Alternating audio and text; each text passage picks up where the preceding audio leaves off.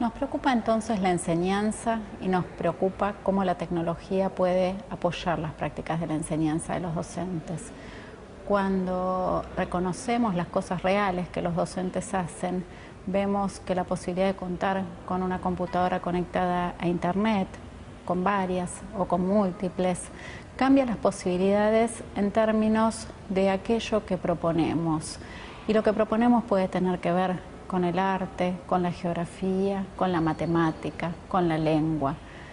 En todos los casos que acabo de mencionar hay especificidades que son propias del campo, que se ven potenciadas por el uso de la tecnología. Pensando en los ejemplos más sencillos, cuando pensamos en la escritura, que es sin duda un aspecto fundamental de la enseñanza, tanto en primaria como en secundaria, pensamos todo lo que puede explotar el proceso de escritura y reescritura a partir del trabajo con versiones. Los alumnos pueden constituirse como autores, pueden trabajar en grupo, pueden aprovechar las potencias de las redes sociales para generar obras colectivas que además tienen una relevancia cultural, porque ya no son solo el material que está dentro del aula, sino que con ese carácter de obra pública pueden ser leídas no solo por los padres, sino también por los abuelos, por otros actores sociales, por la comunidad en su conjunto. Todo el tiempo pensamos cómo hacer para captar a esos alumnos que parecen, el otro día escuchaba un docente decir, alborotados por la tecnología. Y los alumnos están alborotados por la tecnología porque encuentran a partir de la oportunidad del acceso muchísimas cosas para hacer que los interesan realmente y que tienen que ver con la música, tienen que ver con la participación en comunidades, tienen que ver con la producción artística. Nosotros podemos generar puentes adecuados para traer este interés y esta potencia en términos culturales a la órbita del currículum, que es lo que nos preocupa en términos de la docencia. Hay finalidades educativas que tenemos que atender, hay contenidos que tenemos que enseñar. Y yo creo que lo tenemos que hacer con mucha responsabilidad. No es tan sencillo dejar que los alumnos se vean distraídos o que pongan foco en cuestiones que no tienen que ver con la escuela, porque creemos que lo que aprenden en la escuela es fundamental para su vida, para los estudios superiores, para la articulación con el mercado laboral. Entonces, la búsqueda que tenemos, y de nuevo es una búsqueda que podemos llevar adelante área por área, que tenemos que pensar también en las articulaciones, siempre tiene que ver con cómo hacer que la tecnología genere mayor relevancia para la cuestión curricular. Este no es un desafío de un docente solo, este es un desafío de un colectivo. Involucra fundamentalmente la dinámica de la institución.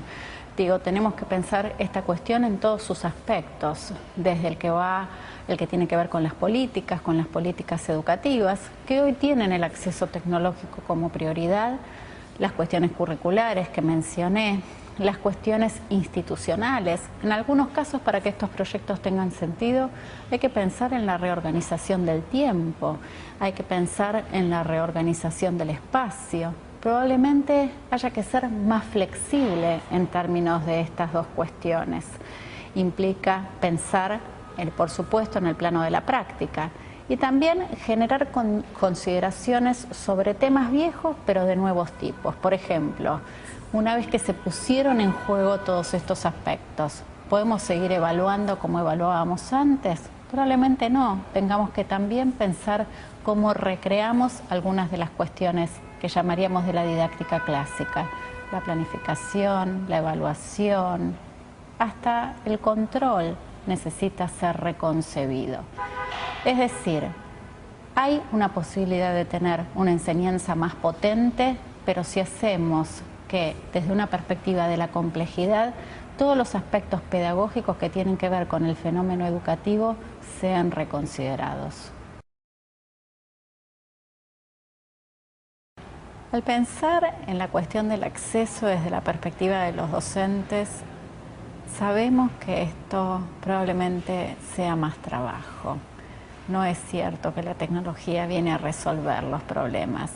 Probablemente permita que enseñemos mejor o, como decíamos, de un modo más interesante, más potente, más perdurable. pero el problema es complejo, fundamentalmente porque los docentes no recibimos la formación para usar la tecnología como parte de nuestra preparación para ser docente. Y acá considero que es fundamental el trabajo con el otro. Hay docentes que tienen vocación por esta cuestión de ser los primeros para innovar, los primeros para pensar un proyecto distinto y también probablemente sean los primeros en dedicarse a cuestiones que tienen que ver con la tecnología. Es bueno que miremos estas experiencias, es bueno que esos docentes estén dispuestos a compartirlas, es bueno documentarlas y crear bancos de experiencias de innovación a través de la tecnología. Esta es una experiencia que interroga al conjunto de la comunidad docente, pero al mismo tiempo crea con una enorme posibilidad, que es la misma que ofrece la tecnología a través de las redes sociales. Si no es fácil comunicarnos, hoy es posible a través de una red que discute temas semejantes.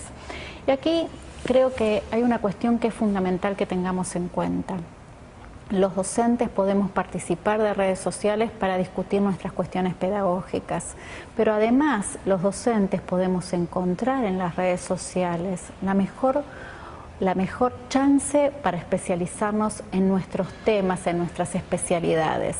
Hoy las comunidades prácticamente en todas las áreas están debatiendo, están construyendo conjuntamente, están investigando o poniendo a disposición lo que descubren a través de las redes. Hay que encontrar esos lugares, porque si yo soy docente y enseño historia, lo más probable es que además de una comunidad de docentes de historia para discutir temas didácticos, pueda encontrar una comunidad de gente que hace investigación en historia, una comunidad de gente que trabaja en algún tema, alguna cuestión particular vinculada a un periodo determinado. Participar de esa comunidad me permite ayornarme en la disciplina y esa es la puerta que nos abre la tecnología. Tenemos nuevos problemas, pero las oportunidades también son enormes y probablemente esta sea la más importante de las últimas décadas en términos de lo que es nuestra propia especialización temática. Por supuesto implica buscar, implica encontrar, implica saber dónde participar y en eso también son una enorme ayuda a los colegas. Hay una cuestión que me parece completamente relevante a la hora de pensar la tecnología educativa en perspectiva y tiene que ver con la construcción de conocimiento en el campo. Yo creo que probablemente muchas veces estemos haciendo incorporaciones de la tecnología a nuestra práctica de la enseñanza que tiene que ver con el ensayo y el error. Muchas veces si estas las documentamos o las contamos a un colega y el colega participa y nos da su opinión, generemos un nuevo nivel en términos de sistematización, pero además lo que necesitamos es entender el significado de estas prácticas, de estas construcciones en términos teóricos. Necesitamos pensar cuestiones que son de nuevo tipo para el marco de análisis. Y acá quiero dar un pequeño ejemplo con el que estoy trabajando desde una perspectiva de investigación. Nos encontramos que en escenarios como el que ofrece el modelo 1 a 1 u otros que son de alta disposición tecnológica porque se cuenta con máquinas de mucha potencia conectadas a una buena red, encontramos posibilidades excelentes que tanto los docentes como los alumnos aprovechan. Sin embargo, estamos reconociendo en trabajos de investigación que, por ejemplo, los alumnos se quejan y dicen tenemos un estado de saturación que no tuvimos antes. ¿Qué era el antes? El antes era el libro de texto que el docente elegía. ¿Qué es el ahora en este escenario? Bueno, las posibilidades que ofrece Internet, que son múltiples, tienen que ver con artículos, tienen que ver con materiales, tienen que ver con imágenes, tienen que ver con las wikis, tienen que ver con todas las alternativas que aparecen y que cuando los docentes las reconocen como valiosas, las van acumulando y luego las traspasan al alumno. Y el alumno dice, ¿qué hago con todo esto? Pasa lo mismo con el docente. El docente frente a la inmensidad de los recursos, y por ejemplo hoy encontramos en portales 1000 recursos, 2000 recursos, 3000 recursos, dicen, Bueno, pero ¿y cuál es el que vale la pena para mí?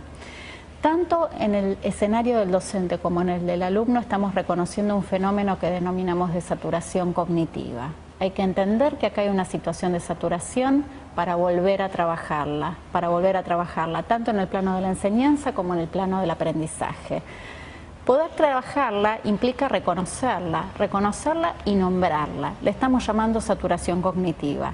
Podríamos encontrar de este tipo de situaciones otras múltiples, pero parte de nuestro trabajo hoy tiene que ver con reconocerlas y construirlas como teoría. Esa teoría además tiene el valor de marco para las prácticas, de marco pedagógico, de marco didáctico. Y esa probablemente sea la tarea más difícil que tenga hoy por delante el colectivo docente.